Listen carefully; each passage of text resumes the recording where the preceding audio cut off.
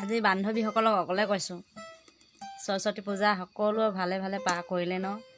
ৰাতিপুৱাই মই ভিডিঅ' যোগেদি সকলোকে শুভেচ্ছা যাচিলোৱে বাৰু। তাকে আজি সৰস্বতী পূজাৰ দিনা অকণমান ওলাই গ'লোঁ ইফালে।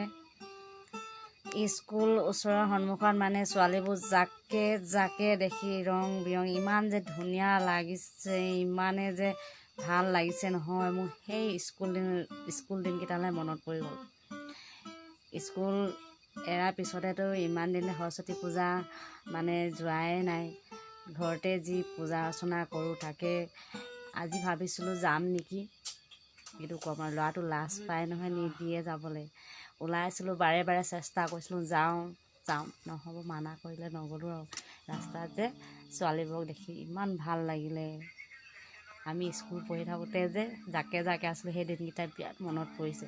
মনত দুখো লাগিলে, উপায় নাই।